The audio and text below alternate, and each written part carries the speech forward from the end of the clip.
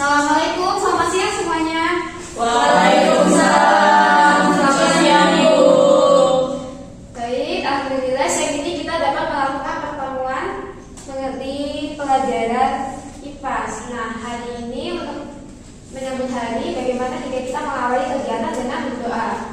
Kepada ketua kelas, silakan pimpin doa terlebih dahulu.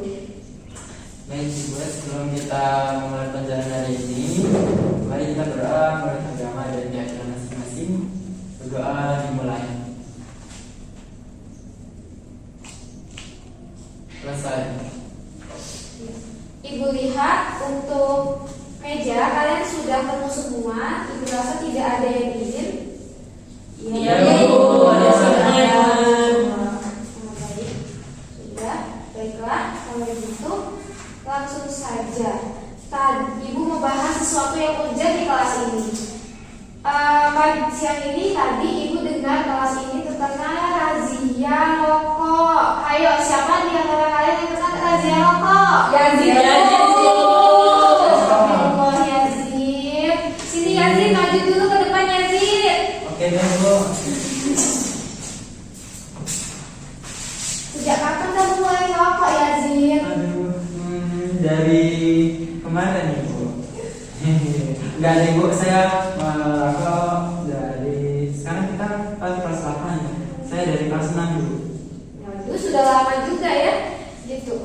Pernah nggak kamu sehari atau beberapa kali gitu nggak merokok? Apa kamu merokok setiap hari terus atau kadang-kadang nggak merokok? Sehari pasti 1 batang Bu. Apa yang terjadi kalau kamu nggak merokok sehari aja? Nanti saya rasanya kayak lapar gitu Bu, nggak enak. Pokoknya kalau misalnya saya nggak merokok itu rasanya badan saya itu lemes banget Bu rasanya gitu. Dan lidah saya itu rasanya pahit banget gitu Bu. Jadi saya rasanya pengen merokok terus gitu deh. Baik. Oke. Terima kasih atas informasinya Yazid. Berikan tepuk tangan kepada Yazid yang sudah berani maju mengakui dosanya.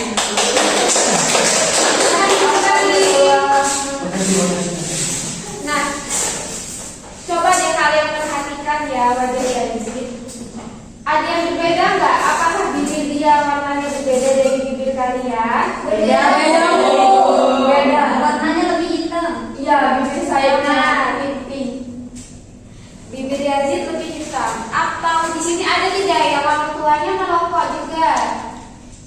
Ada Ibu. Iya, Cak? Ayah saya merokok Ibu, jadi warna bibirnya juga seperti Yazid.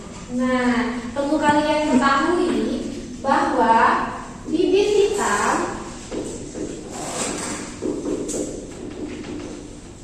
ini adalah salah satu indikasi dari dampak negatif pengkonsumsian rokok. Salah satunya itu ini bibir hitam. Terus tadi Yazid bilang kalau sehari nggak ngerokok lidahnya terasa pahit, terasa lapar terus, dia menjadi seperti gelisah gitu, tidak tenang kalau tidak merokok 1 hari 1 batang saja. Nah, hal itu dinamakan ketergantungan anak-anak. Jadi salah satu dampak negatif dari penggunaan rokok itu adalah terciptanya ketergantungan. Nah, ketergantungan. Oke, perlu kalian ketahui di dalam rokok itu terdapat suatu zat yang membuat kita ketergantungan, yaitu namanya zat adiktif.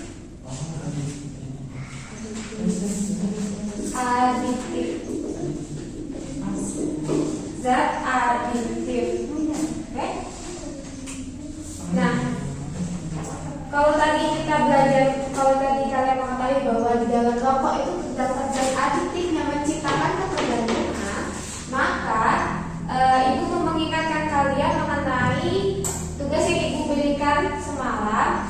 Ibu meminta kalian dari grup WhatsApp untuk membawa barang dari rumah nih. Kira-kira kalian sudah membawa semuanya belum? Bawa Ibu. Oke, tunjukkan. Pernahkah kalian memperhatikan apa sih komposisi bahan-bahan makanan yang ada di makanan yang kalian makan? Nah, jadi di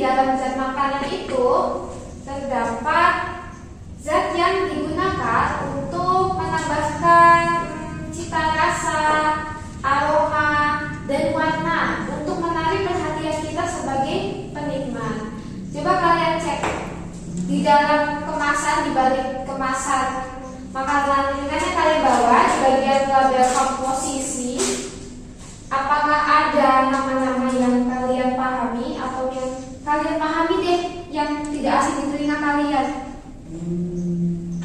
Ada pengawet Bu, ada monatrium, glutamat, itu apa Bu?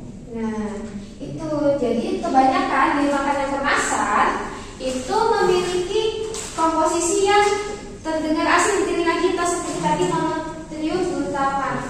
Nah, padahal yang biasa kita makan kalau di jajanan sehari-hari adalah seperti tepung terigu, gula, mungkin hanya itu saja. Tapi pada bahan makanan kemasan rata-rata menggunakan bahan buatan atau tidak alami. Nah, bahan buatan ini disebut dengan zat aditif.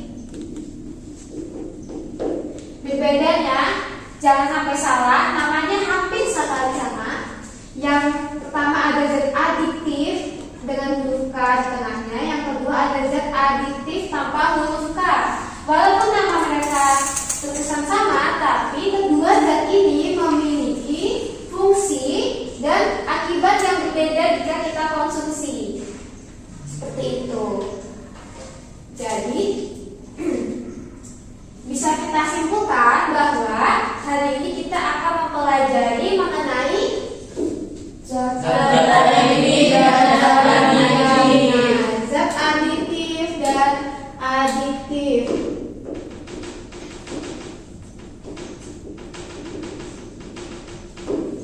Nah, kemudian nih, coba kalian bayangkan bagaimana jika seorang atlet nih, timnas sepak bola, Justin Hubner, dia hendak melawan bola besokan harinya untuk pertandingan, tapi dia sehari sebelumnya malah sibuk minum Coca-Cola, mie instan, makanan instan. Apa yang akan terjadi pada tubuhnya?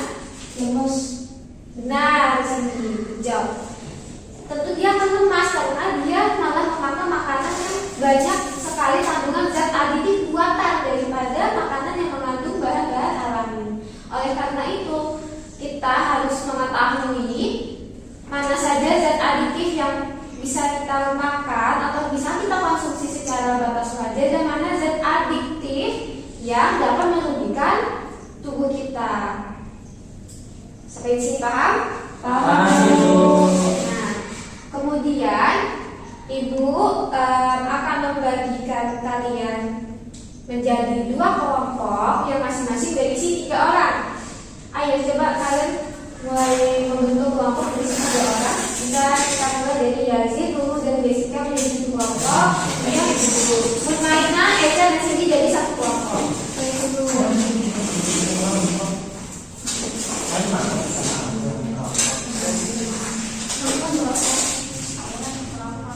Jadi kalian kan membawa makanan ringan yang kalian bawa dari rumah.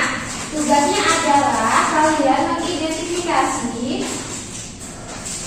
berdasarkan sumber acuannya itu buku paket sekolah ya anak-anak ya. Di situ tertera contoh-contoh dan pengertiannya dan lain-lainnya. Mana saja bahan makanan yang termasuk zat aditif dan adiktif, mana yang bahan makanan alami dan buatan. Jadi kalian identifikasi pada makanan kemasan tersebut mana saja yang termasuk bahan zat aditif. Maksud Ibu zat aditif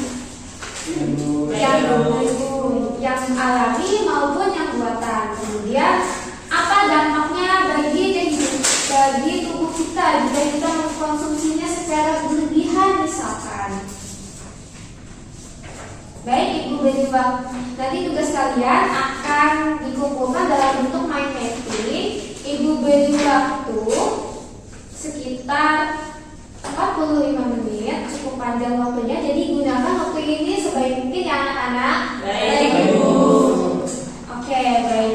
Waktunya dimulai dari sekarang.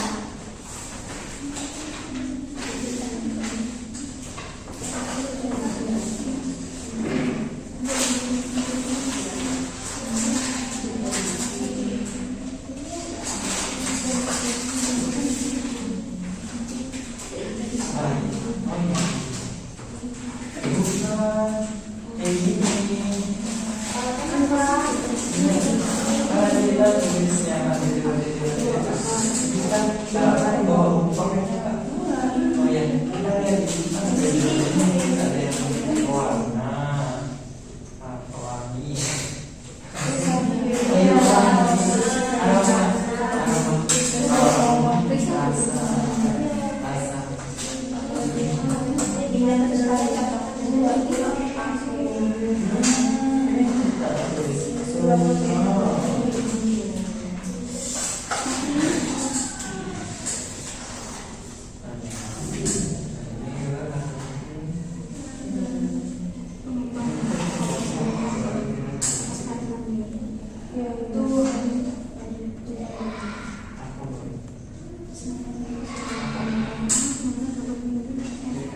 Ada yang bukan tidak.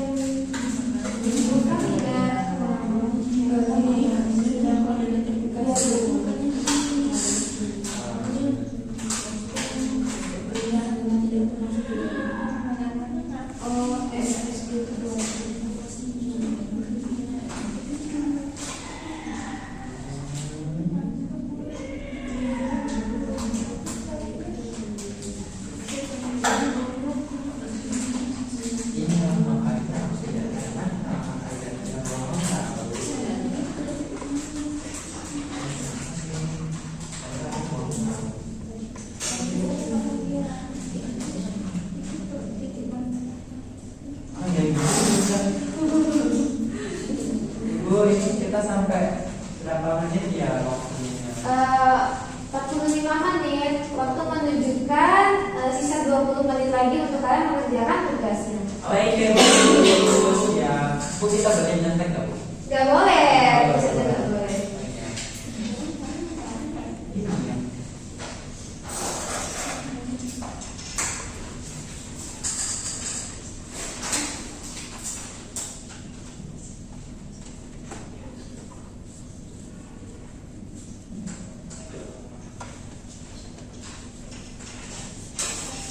Baik, waktu sudah habis anak-anak. Silahkan, kelompok mana dulu yang sudah bersedia untuk maju duluan? Saya. Oke, kelompok Bina, Eca, Cindy, dan kelompok Cindy kepada Cindy silahkan maju mempresentasikan NPP yang telah dibuat. Baik, Bu.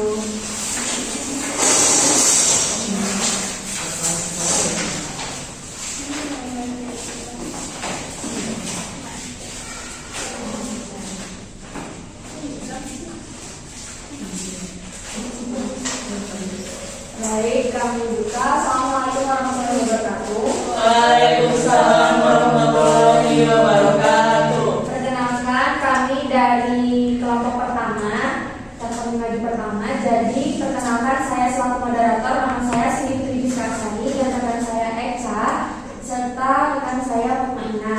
Nah, di sini kami telah mengidentifikasi kandungan dari jajanan yang kami bawa, yang akan disampaikan oleh Eca terlebih dahulu. Nah, jadi karena kita tadi sudah membaca pada komposisi yang ada di makanan ini, lalu Ibu Sofi memberikan tugas untuk kami untuk membuat sebuah mind mapping. Tapi nanti ada hubungannya dengan makanan ini. Di mind mapping ini kami sudah buat ada pengertian, fungsi, lalu macam-macam aditif alami dan aditif buatan. Nah, contohnya aditif buatan itu di sini tuh ada MSG, sedangkan aditif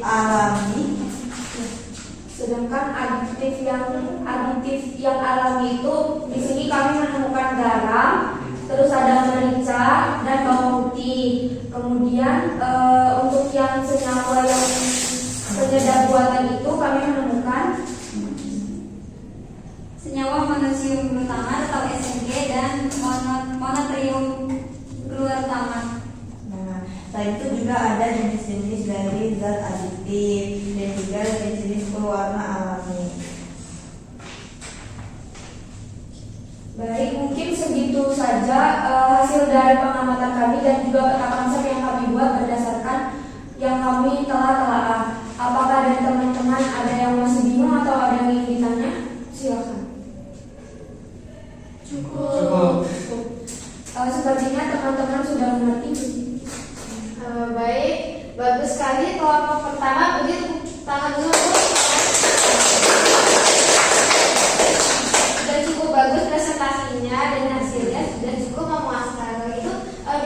ke ibu ya WhatsApp-nya. Ini tutup dulu. Ya, tutup dulu. Terus kalian oke. Seperti kata Bu Sofi, sekian presentasi dari kami. Kami kurang lebihnya kami mohon maaf. Kami akhiri. Wassalamualaikum warahmatullahi wabarakatuh. Waalaikumsalam warahmatullahi wabarakatuh. Jadi tepuk tangan untuk kelompok pertama. Baik, kami mulai. Selamat siang untuk kita semua. Siap.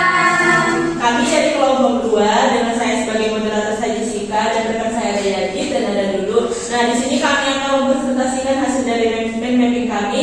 Nah, tadi kami sudah membawa jajanan dan sebagian data juga dari rokok. Jadi kami mengidentifikasi jajan terkandung dalam jajanan dan rokok. Selanjutnya akan disampaikan oleh rekan saya. Oke, jadi seperti kelompok sebelumnya bahwasanya di jajan itu ternyata banyak mengandung zat aditif teman-teman. Misalnya zat untuk penguat rasa, misalnya monosodium glutamate, kemudian pewarna buatan, misalnya warna buatan warna kuning, ya kan? Ya, kemudian ada pemanis buatan yaitu aspartam. Ada juga penstabil nabati, misalnya BHD sama BHA, seperti itu. Nah, kemudian kami tadi juga mengidentifikasi untuk rokok ya. Nah, jadi di sini kami membedakan antara bahan-bahan aditif dan juga aditif. Nah, kalau bahan aditif tadi, misalnya rokok, dia mengandung nikotin dan juga tar.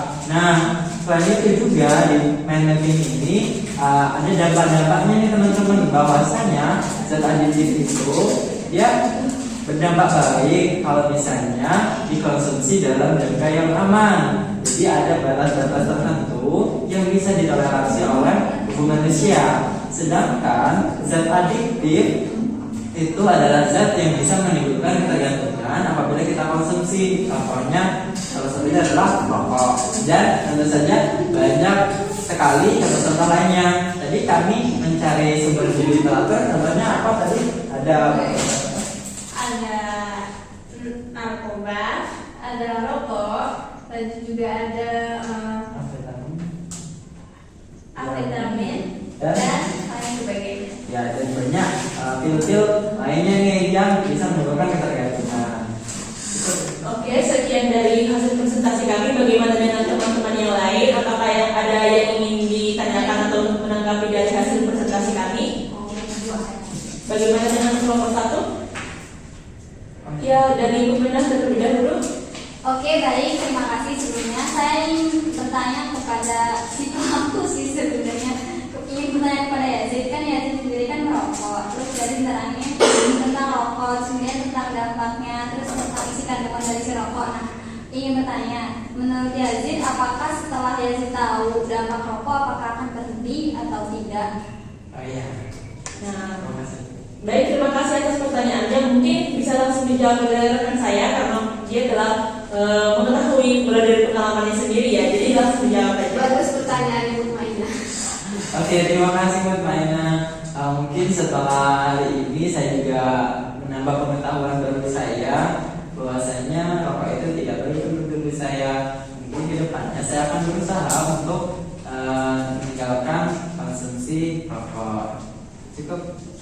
Baik, terima kasih kepada Yazid. Bagaimana dengan Bu Maina? Apakah cukup dengan jawabannya? Cukup. Oke, baik. Bagaimana dengan teman-teman yang lain? Apakah masih ada yang ingin ditanyakan? saya. Ya, silakan Cindy. Tadi saya dengar penjelasan Yazid dan dulu kalau misalkan di kandungan yang makanan itu ada pewarna.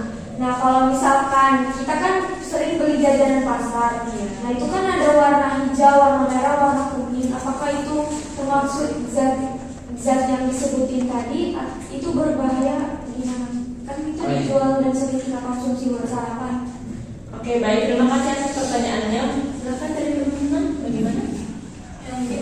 Ya, silakan dijawab. Oke, pertanyaan bagus kepada Cindy.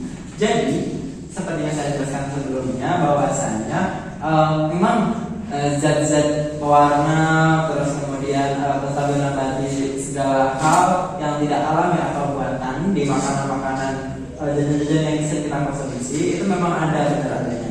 Nah, itu benar akan berdampak negatif terhadap tubuh kita, misalnya bersifat karsinogenik atau menimbulkan kanker dan sebagainya. Namun ada ada standar kesehatan oleh WHO ya. WHO itu dia menetapkan standar berapa jumlah gram per hari yang batas bisa ditoleransi oleh tubuh manusia, seperti itu. Jadi kalau saya nggak kebanyakan nggak apa-apa, tapi kalau kebanyakan kita jadi penyakitan. Bagaimana rekan Siti? Bisa kan? Bisa diterima? Ya, terima kasih. Bagaimana Ibu? Apakah sudah dicukupkan?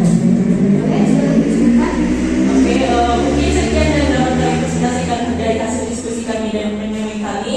Kurang lebihnya kami mohon maaf. Kami ucapkan terima kasih. Bisa dibukukan mappingnya ya.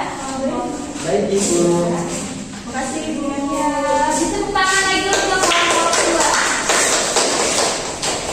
Oke, setelah Ibu lihat hasil dari mapping dan presentasi kalian, karena kalian sudah sangat memahami sekali apa itu zat aditif, macam-macamnya, contoh-contohnya, bahkan penggunaannya dalam kehidupan sehari-hari ya. Karena kalian sudah paham ya tadi seperti kata Siti untuk makanan di pasar, kemudian zat aditif yang ada pada rokok yang biasa dikonsumsi oleh mungkin ayah kita, teman kita, dan lain-lainnya. Oleh karena itu, kita juga dapat mengetahui batas toleransi nih yang bisa digunakan atau yang bisa diterima oleh tubuh kita untuk dalam mengkonsumsi zat baik itu aditif maupun yang aditif. Kemudian dampak negatifnya terutama pada zat aditif yang begitu banyak ya, begitu dan cenderung sangat negatif dampaknya. Jadi kita doakan saja semoga setelah ini Yazid bisa terlepas dari ketergantungan rokok. Amin. Oke. Jadi untuk pertemuan kali ini Ibu mau meminta nih salah satu dari kalian untuk memberikan kesimpulan mengenai zat aditif. Eca bisa tolong berikan kesimpulannya, Eca? Baik, setelah saya mempelajari materi pada hari ini, saya mendapatkan bahwa zat aditif itu dibagi dua, ada yang alami dan juga ada yang buatan atau sintetik. Kalau zat yang aditif alami itu yang terbuat dari bahan-bahan alami seperti cabai, gula, garam. Tapi kalau misalnya zat aditif yang buatan itu terbuat dari bahan kimia yang diproses dengan proses kimia. Contohnya itu MSG, Bu. Ya, baik. Bagus sekali Eca kesimpulannya. Lalu kesimpulan yang kedua mengenai zat aditif nih. Ibu minta dulu deh untuk memberikan kesimpulan mengenai zat aditif dulu. Oke Ibu, baik saya izin memberikan kesimpulan dari saya, catatan saya mengenai zat aditif. Jadi zat aditif itu adalah zat semua jenis obat atau zat kimia yang berpotensi menimbulkan kecanduan Ibu. Contohnya tadi Yazid bilang ada rokok, lalu ada narkoba, ada alkohol dan lain sebagainya. Jadi zat adiktif itu dapat memberikan efek candu Ibu. Iya, baik. Baik, terima kasih Lu. Terima kasih atas kesimpulan yang telah diberikan. Perlu diingat-ingat ya teman-teman mengenai materi hari ini dan kesimpulan yang telah diberikan oleh teman-teman kalian yang lainnya. Jadi mengenai zat aditif ini, Ibu harap kalian bisa mengetahui seberapa batas maksimum dan batas minimum dari penggunaan zat aditif maupun aditif. Meskipun itu zat aditif yang terkadang memberikan dampak ketergantungan, tapi jika kita dapat menggunakannya dengan bijak, dengan kadar tertentu, tentunya kadarnya sedikit ya anak-anak, itu bisa menjadi obat untuk manusia. Namun zat aditif yang terkenal sebagai memberi rasa atau memberi rasa baru pada makanan bisa memberikan dampak negatif juga bagi tubuh, misalkan gula. Kalau kebanyakan kita akan menjadi kena penyakit diabetes. Jadi segala sesuatu itu memang harus digunakan sesuai dengan takaran dan kebutuhan serta kapasitas dari tubuh kita untuk menerima sesuatu dari luar masuk ke dalam tubuh.